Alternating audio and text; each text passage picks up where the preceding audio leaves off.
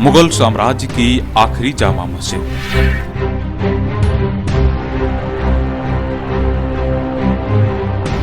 इसके बाद मुगल शासनकाल समाप्त हो गया और अलीगढ़ की इस मस्जिद को मुगल शासनकाल की आखिरी मस्जिद का दर्जा हासिल हुआ।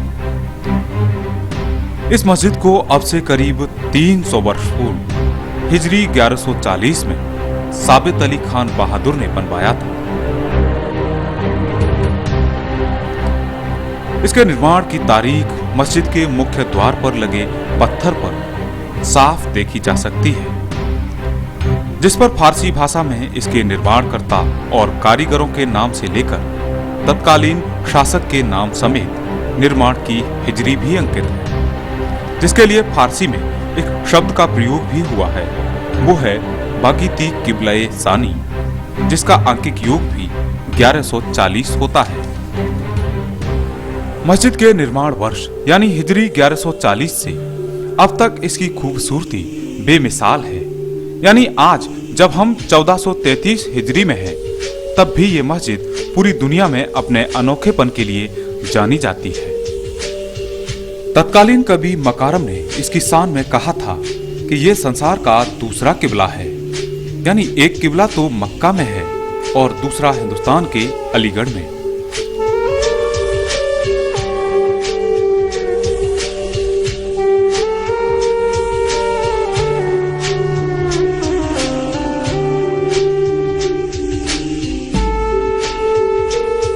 कवि मकारम का वो कथन भी मस्जिद के मुख्य द्वार पर लगे पत्थर पर फारसी में लिखा आज भी देखा पढ़ा जा सकता है। चलिए हम ले चलते हैं आपको मस्जिद के मुख्य द्वार पर, जहां तत्कालीन घरानों के कुछ लोगों से आपको अपने संवाददाता मिथिलेश के जरिए मुखातिब कराते हैं।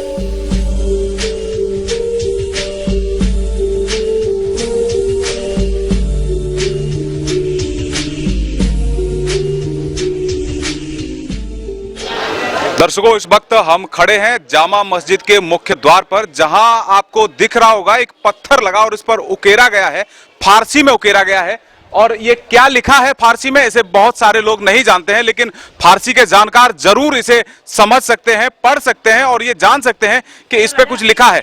हम आपको बता दें कि इस पे जो है इस मस्जिद के निर्माण की तारीख, न सिर्फ निर्माण की तारीख बल्कि इसे किसने बनवाया, किसके शासन काल में बनवाया, ये सभी चीजें इस पत्थर पर फारसी भाषा में लिखी गई हैं।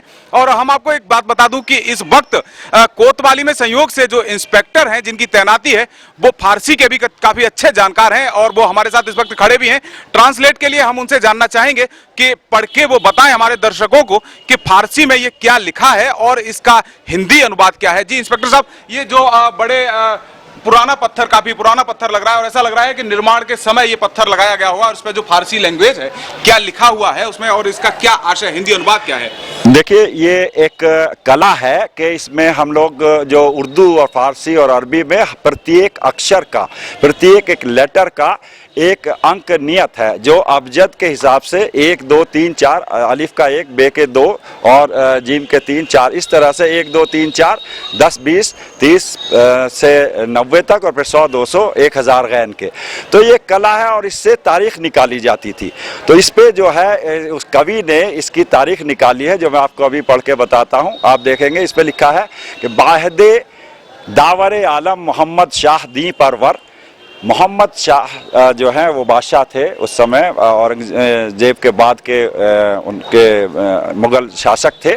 तो इसका शाब्दिक अर्थ होता है कि जगत के स्वामी, जगत के शासक मोहम्मद शाह जो धर्मपालक थे, उनके शासन काल में क्यास पेशानियस पैदास्त नूरे जिल्ले सुबहानी के, जिनके ललाट से सम्राट की ज्योति निकलती है। और उसमें जो बात है, इसमें लाइन में आएगा कि जिसने निर्माण का कराया कि बिना चूं कर्द साबित खान बहादुर मस्जिद जामे।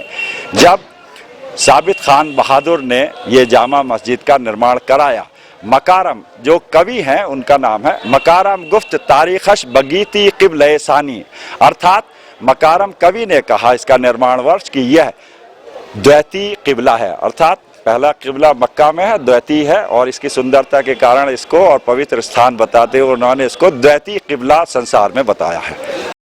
दर्शकों, अब ये तो देखा आपने मस्जिद का मुख्य दरवाजा और उस पर लगा पत्थर और जिसपे फारसी में कुछ लिखा भी है, उसका अनुवाद भी आपने सुना।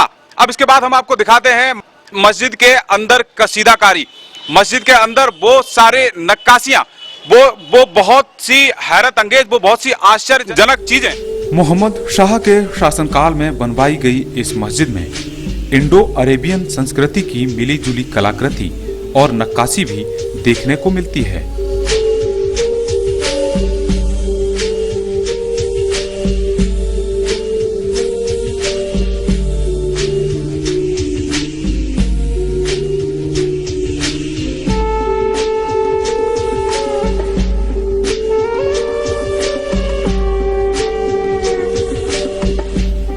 इस मस्जिद में 5 गुंबद हैं, जिनमें मुख्य गुंबद बीच में और दो उसके आसपास हैं।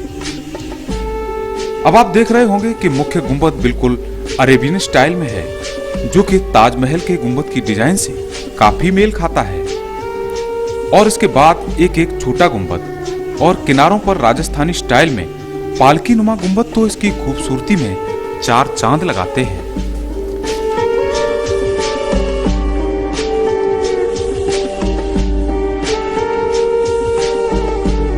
मस्जिद के 5 गुंबदों के ऊपर लगे सोने के बड़े बड़े कलश इसे और भी खूबसूरत बना देते हैं। गुंबदों के ऊपर सोने के कलश और मुख्य गुंबद पर लगी इस कलंगी ने इसे और भी खास बना दिया है।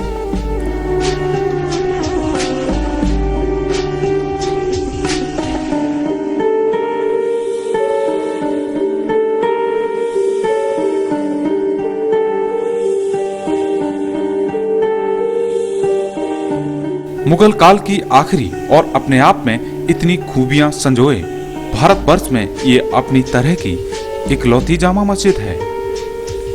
हालांकि इससे भी बड़ी कई और मस्जिदें हिंदुस्तान में हैं, जिनमें दिल्ली की जामा मस्जिद का नाम शीर्ष पर आता है, जो कि करीब 400 वर्ष पुरानी है। उस जामा मस्जिद को शाहजहानी मस्जिद भी कहा जाता है, क्योंकि उसका निर्माण मुगल सम्राट शाहजहां ने कराया था। लेकिन सुंदरता और अनेक कलाकृतियों को अपने आप में संजोए अलीगढ़ की जामा मस्जिद की अपनी अलग ही एक जगह है।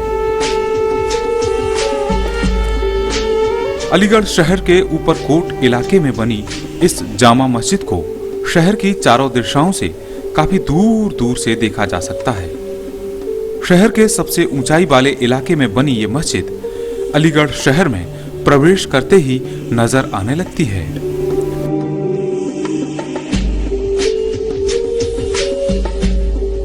तो देखा आपने इस मस्जिद के बारे में, जैसा कहा जाता है कि अलीगढ़ के किसी भी कॉर्नर से आप शहर में प्रवेश करेंगे, चाहे वो पूरब हो, पश्चिम हो, उत्तर हो या फिर दक्षिण हो, किसी भी कॉर्नर से, किसी भी दिशा से आप अलीगढ़ शहर में प्रवेश करेंगे तो आपको इस जामा मस्जिद का दीदार हो जाएगा।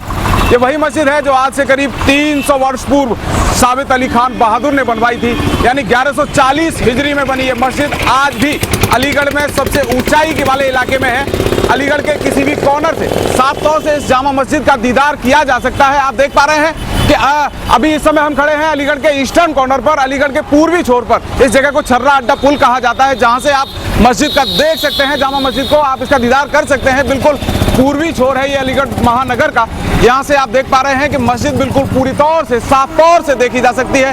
ये वही मस्जिद है जो 1727 ईस्वी में साबित अली खान बहादुर ने बनवाई थी।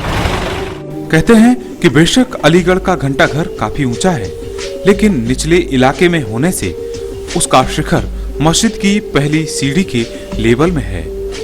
चलिए हम आपको ले चलते हैं मस्जिद के भूतल पर और वहां से दिखाते हैं आसपास का इलाका। दर्शकों, इस वक्त हम जिस छत पर खड़े हैं उस छत का लेवल और मस्जिद के ग्राउंड फ्लोर का लेवल करीब करीब बराबर है। हम कह सकते हैं कि मस्जिद का भूतल और ये छत बिल्कुल लेवल में है। और यहाँ से हम दिखा रहे हैं आपको अलीगढ़ शहर की ये तस्वीरें, जिनमें आप साफ तौर से देख रहे होंगे कि मस्जिद के भूतल पर खड़े होकर अलीगढ़ की घनी आबादी को, पूरी बस्ती को बिल्कुल साफ तौर से देखा जा सकता है। और यहाँ से हम आपको एक स्मारक भी दिखा रहे हैं जो ब्रिटिश शासनकाल का है, जिसे आप देख के समझ सकते हैं कि इस स्मारक की ऊंचाई और मस्जिद का भूतल कितने लेवल पर है। यानी हम कह सकते हैं कि स्मारक की चोटी और मस्जिद का भूतल करीब करीब बराबर है। यानी हम बात कर रहे हैं इस घंटाघर की। आप इन तस्वीरों में देख रहे हैं ये घंटाघर बिल्कुल हमारे लेवल में है, बिल्कुल कह सकते हैं कि मस्जिद की भूतल के बिल्कुल बराबर में है। ये इससे आप अंदाजा लगा सकते हैं कि ये मस्जिद जामा मस्जिद कितनी ऊंचाई पर बनी है। आज से करीब 300 साल पुरानी ये मस्जिद कितनी ऊंचाई पर और क्या सोचकर बनाई गई होगी। ये जो है मोहम्मद शाह के शासनकाल में बनी है मस्जिद। ये हम आपको दिखा सकते हैं, इन तस्वीरों में आप देख भी रहे होंगे साफ तौर से कि मस्जिद का ग्राउंड फ्लोर बिल्कुल इतनी ऊंचाई पर बनाया गया है कि यहाँ पर बाढ़ आने जैसी संभावना शायद ही कभी हो। कितना सोच के पुराने आर्किटेक्ट ने बिल्कुल सोची समझी तरह से बिल्कुल एकदम पूरी प्लानिंग के तहत इस मस्जिद को इतने ऊंचाई पर बनाया था कि कभी भी कोई भी प्राकृतिक आपदा यानी बाढ़ जैसी कोई आपदा इस मस्जिद को, इस बिल्डिंग को कभी कोई नुकसान न पहुंचा सके। ये तो आपने देखा भूतल के लेवल पर खड़े होकर पूरे अलीगढ़ शहर का नजारा। अब हम आपको उस जगह पर लिए चलते हैं जिस छत का लेवल मस्जिद के प्रथम तल यानी फर्स्ट फ्लोर के बराबर है। वहां से कैसा दिखता है अलीगढ़ शहर। दर्शकों, अभी आपने अलीगढ़ शहर की जो तस्वीरें देखी वो थी मस्जिद के ग्राउंड फ्लोर से, यानी मस्जिद के भूतल से अलीगढ़ की तस्वीरें हमने आपको दिखाई। लेकिन ये तस्वीरें जो आप देख रहे हैं ये तस्वीरें उस लेवल से हैं, हम कह सकते हैं कि अब हम मस्जिद के फर्स्ट फ्लोर पर हैं। मस्जिद का फर्स्ट फ्लोर बाकी अलीगढ़ के मुकाबले में कितनी ऊंचाई पर है आप देख रहे हैं इन तस्वीरों में। अलीगढ़ शहर की ये बस्तियां और ये तस्वीरें मस्जिद के फर्स्ट फ्लोर से हैं, मस्जिद के पहले मंजिल से हैं। इन तस्वीरों में आप अलीगढ़ की इन घनी बस्तियों को देख रहे होंगे और आपको अंदाजा लग रहा होगा कि मस्जिद की ऊंचाई क्या है, कितनी ऊंचाई पर है, कितनी अच्छी टेक्नोलॉजी, कितनी सोची समझी तरह से, कितनी प्लानिंग के तहत आर्किटेक्ट ने इस मस्जिद को इतनी ऊंचाई पर बनाया कि कभी बाढ़ जैसी प्राकृतिक आपदा इसको छू भी नहीं सकती। हम आपको यहां से घंटाघर की तस्वीरें भी दिखा रहे हैं। ब्रिटिश शासनकाल में बना वो स्मारक है जो कभी अलीगढ़ शहर में समय का सूचक हुआ करता था। समय देखने के लिए लोग इस स्मारक तक जाने की जहमत उठाते थे। ये ब्रिटिश शासनकाल में बना स्मारक है यानी घंटाघर है। आप इसके लेवल को भी देख पा रहे होंगे कि मस्जिद के फर्स्ट फ्लोर से इसका तल क्या है, काफी नीचा हो गया है, काफी नीचे दिखाई दे रहा है घंटाघर। यानी हम कह सकते हैं कि मस्जिद के फर्स्ट फ्लोर पे आने के बाद हम घंटाघर की चोटी से काफी ऊंचाई पर खड़े हैं। आप इन तस्वीरों में साफ देख सकते हैं अलीगढ़ शहर का ये घंटाघर जो कि अपने आप में काफी ऊंचा स्मारक है, काफी ऊंचाई पर बना हुआ है। इसे भी देखने में लोगों की टोपियां गिर जाती हैं, लेकिन मस्जिद के फर्स्ट फ्लोर पर खड़े होकर यह स्मारक भी काफी नीचा दिखाई दे रहा है। आप इन तस्वीरों में साफ तौर से देख रहे हैं अलीगढ़ की घनी बस्ती के पार काफी दूर, यहां से अगर हम डिस्टेंस की बात करें तो लगभग 3 किलोमीटर के डिस्टेंस पर है घंटाघर।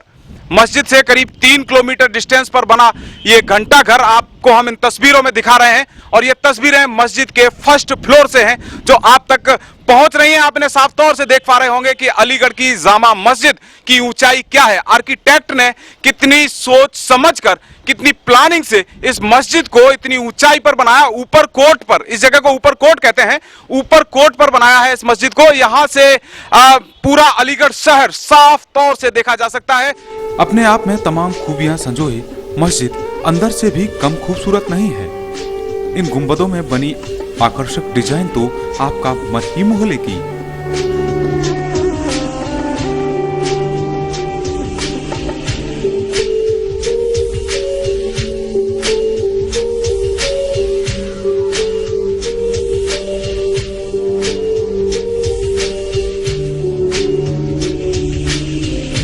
एक अनुमान के मुताबिक इस मस्जिद में 20,000 से भी ज्यादा नमाजी एक साथ नमाज अता कर सकते हैं।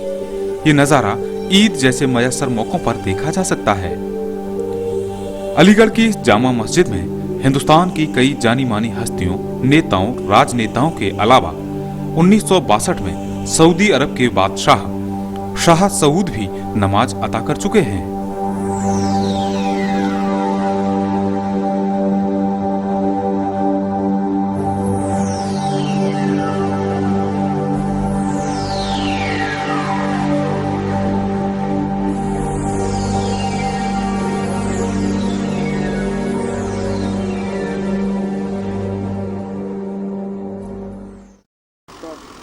यूं तो हर देश की अपनी विरासत होती है, लेकिन हमारी विरासत भी अनेकताओं में एकता को प्रदर्शित करती है।